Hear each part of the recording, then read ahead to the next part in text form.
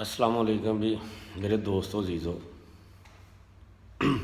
मेरे दुख सुख के साथियों। मैं सबकी साझी हैं। मेरी माँ आपकी माँ मेरी माँ में कोई फ़र्क नहीं।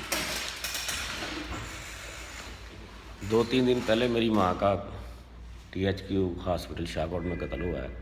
उसके बारे में आप लोगों से अपने दिल की बात शेयर करना चाहता हूँ। प्लीज़ मेरी बात को पूरी सुनिएगा। 8-10 मिनट की वीडियो है, बहुत से आपका टाइम ज़ाया नहीं करना चाहता। थोड़ी सी बात शेयर करूँगा कि स्टार्ट करूँगा सिर्फ हॉस्पिटल के बारे में, बाकी भी बहुत से मामलात हैं वो फिर नेक्स्ट वीडियो में, क्योंकि ज़्यादा टाइम नहीं लेना चाहता। नाम से वाक़फ़ है मलक काशिफ बशीर गौरी। मेरी वालदा को पेशाब की रुकावट हुई 7 तारीख को। 8 तारीख को मेरी सिस्टर को भी सेम पेशाब की रुकावट हो गई। शादीशुदा है, उसी सिस्टर के पास मेरी वालदा थी। रात को फ़ोन नहीं किया सिस्टर ने। सिस्टर को तकलीफ़ थी कि भाई को क्या डिस्टर्ब करना है। अगले दिन सुबह मैं पहुंचा हूँ, चलो अम्मी मैं आपको ले जाऊँ। सिस्टर कहती मुझे भी पेशाब की रुकावट है। मैंने कहा ठीक है चलो दोनों को ले चलते हैं। दोनों को लेके आ गया हूँ। गब बात थोड़ी शार्ट करूँगा। हॉस्पिटल पहुँचते वक्त गाड़ी खड़ी की, हमने दोनों को उतारा। मेरे अपने पास व्हील चेयर थी मामा की, मैंने उस पर बिठा के उसके बाद मैं पर्चियाँ लेने चला गया। बैक साइड पे एक बंदा बैठा है, फ्रॉम काले से रंग का, बड़े मुंह वाला। 7 औरतें खड़ी थी एक साइड पे, मर्द कोई नहीं खड़ा था। मैं उससे जाके बोला कि मैंने कहा मेरी अम्मी की पेट में दर्द है, पेशाब की रुकावट है, मुझे ना पर्ची बना दो। उसने मेरी तरफ देखा ही नहीं, वो अपनी पर्चियाँ बनाता रहा। 5 पर्चियाँ उसने औरतों की बनाने के बाद मुझसे नाम पूछा। मैंने कहा फीस सुल्ताना। उसने खामद का नाम पूछा, मैंने कहा बशीर अहमद, वार्ड नंबर पूछी, एड्रेस बताया। उसने मुझे पर्ची दे दी। ठीक है जी। मैंने कहा यार एक पर्ची और बना देना सुमेरा नाम की। उसने कहा पहले एक मरीज की मेडिसिन दवाई तो ले लो फिर दूसरी। मैंने कहा यार मेरी सिस्टर को भी पेशाब की रुकावट है, वो भी तकलीफ़ में है, मैंने उसकी भी दवाई लेनी है, मैंने दोनों को लेके आया हूँ। उसने बड़े गुस्से से मुझे वो पर्ची बना तो दी, बड़े मूड से। मैं दोनों को लेके चले गया। मेरा बहनोई साथ था। एक पर्ची सिस्टर वाली मैंने बहनोई को दे दी। अम्मी वाली पर्ची लेके व्हील चेयर चला के, उस वक्त तब मेरा भाई भी आ गया था, मैं चला गया वो एमरजेंसी मेडिकल में। वहाँ पे एक डॉक्टर थे जनाब डॉक्टर शराज अफजल शेख साहब। मैंने कहा यार डॉक्टर ये मेरे मामा को ना मसला है पेशाब की रुकावट। उन्होंने कहा जी आप इसको ना 56 नंबर कमरे में ले जाएं। मैं व्हील चेयर वापस टर्न की, 56 नंबर कमरे में चला गया। अब उधर रश बहुत था, व्हील चेयर अंदर नहीं जा सकती थी, कुर्सियाँ लगी हुई थी। मैंने अम्मी को बाहर खड़ा किया और अंदर जाके मैंने मरीज़ों से रिक्वेस्ट की कि अगर आप में से कोई सीरियस मरीज़ नहीं है तो प्लीज़ मेरी अम्मी की दर्द हो रही है पेट में, मैं चेक करवा लूँ पहले। बहरहाल डॉक्टर अच्छे थे, वो जिसने मेरे साथ अच्छा किया मैं उस डॉक्टर मोहम्मद तसीन अनवर की ड्यूटी थी उस वक्त, 9 तारीख की बात है। उन्होंने बाकी काम सारा छोड़ दिया। उन्होंने उसी वक्त कहा उनका मुझे पर्ची दे दें। मैं उनको पर्ची पकड़ाई। बहरहाल उन्होंने पहले ये कहा कि आप उनको एमरजेंसी में क्यों नहीं लेके गए, एमरजेंसी में ले जाएं। मैंने कहा जी उधर लेके गया तो उन्होंने इधर भेज दिया है। उन्होंने मुझसे पर्ची लेके मुझे फारवर्ड कर दिया फिर एमरजेंसी में डॉक्टर शराज अफजल शेख के पास। मैं फिर दोबारा शराज अफजल शेख के पास गया हूँ।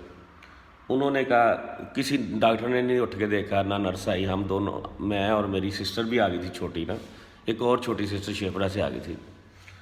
हमने अपनी अम्मी को बेड पे लिटाया। बेड का वो स्विच उतरा हुआ था जिससे एडजस्ट करते हैं, सराहना नहीं था हमारे पास। मैंने स्विच लगा के उसका बेड ऊंचा किया खुद। डॉक्टर साहब ने आके देखा, देखने के बाद वो फाइल बनाई कोई।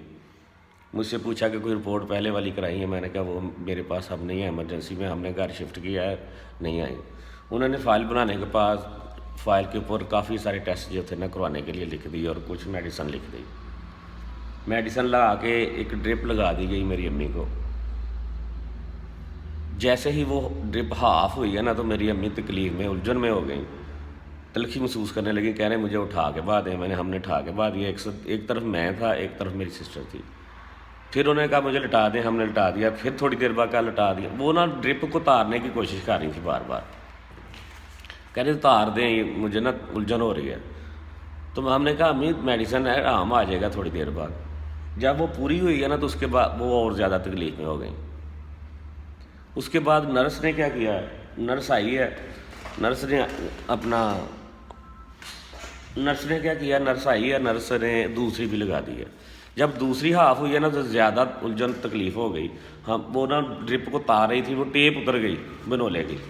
میں نے نرس سے کہا کہ ابھی یہ نا ٹیپ لگا دیں، امی تکلیف میں ہے، یا کوئی دو اور کوئی انجیکشن دینا ہے تو وہ دے دیں. کہہ رہی نہیں نہیں کچھ نہیں بات، ابھی آپ کو وارڈ میں بھیجتے ہیں اوپر تو ٹھیک ہو جائیں گے. وہ پاس آتی ہیں، اب بچائے ٹیپ لگانے کے ڈرپ کو نان اسٹاپ کر دیتی ہیں، فل سپیڈ ختم کر کے، یعنی کہ جان چھڑانے کی کوشش کرتی ہیں. کہتی ہیں کہ لے کے آئیں ویل چیئر، اپنا لے جائیں مریض کو. اب میں اپنی امی کی طرف دیکھ رہا تھا، وہ اب ویل چیئر پہ بیٹھنے کی کنڈیشن میں نہیں تھی. میری بات سمجھ رہے ہیں نا. میں اسٹریچر لے کے آیا ہوں، اسٹریچر پہ ہم نے لٹایا، میں اور میری سسٹر نے اور میرے بھائی نے، ہم پھر اوپر لے گئے ہیں. اگلی سٹوری وہاں سے سٹارٹ ہوتی ہے تجربے کی. ٹھیک ہے جی، تجربے کی سٹوری. اب ڈاکٹر آنا شروع ہو گئے، اپنے اپنے تجربے، بوتلیں آنا شروع ہو گئیں. بوتلیں پھر لکھ کے دے دی گئیں، پھر لگ گئیں وہی بوتلیں جو وہاں نیچے تھیں، دوبارہ پھر لگ گئیں.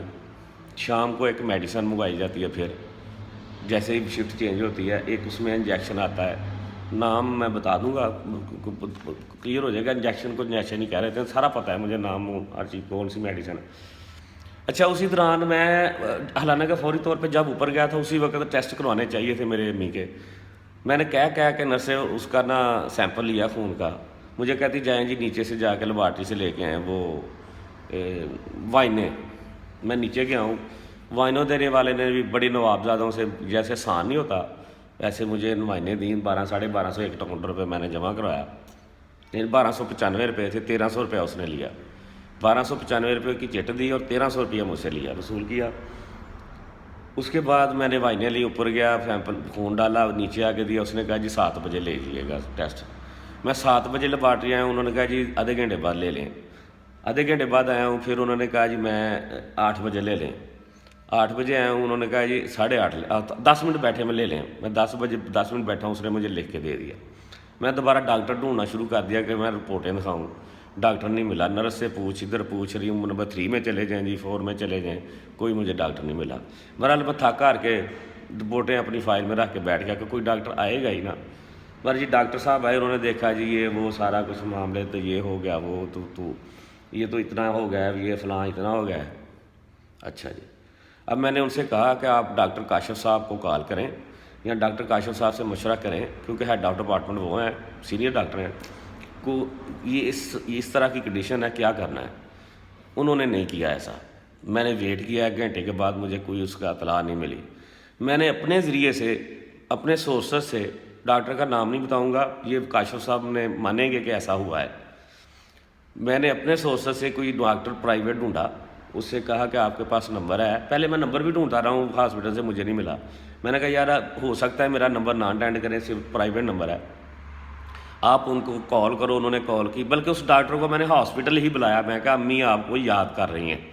میری امی بار بار اسی ڈاکٹر کا نام لے رہی تھی کیونکہ وہ ہماری فیملی میں سے تھا.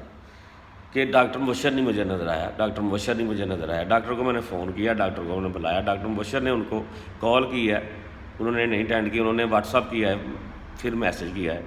انہوں نے ڈاکٹر مبشر کو ہی واپس بتایا کہ ان کو نا مطلب زیادہ ہے، وہ یورین پانی بڑھ گیا ہے، چلے دیکھتے ہیں کچھ کرتے ہیں.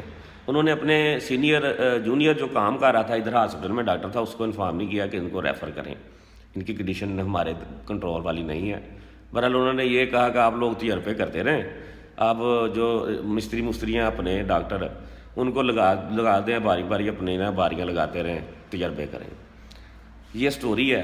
آگے کیا ہوا انشاءاللہ یہ بھی میں بعد میں بتاؤں گا، کیونکہ لاسٹ ڈیتھ تو ہو گئی نا. اتنا ہی ہے. آگے تو آپ کو پتہ ہے ہاسپٹلوں میں کیا آتا ہے، باقی بھی بتاؤں گا ڈیٹیل، کون سے ڈاکٹر نے کیا کیا، کیسے کیا، نرس نے کیا کیا، سارا کچھ. اب کیونکہ دیکھیں بھی زیادتیاں ہوتی ہیں، ہم لوگ برداشت کرتے ہیں ہمارے ساتھ. ہم عام عوام ہے نا، کوئی امپورٹنٹ تو ہے نہیں، انسان ہے، انسان تو ہے ہی، پر یہاں پہ جو فرعون بیٹھے ان کے لیے ہم لوگ جانور ہیں.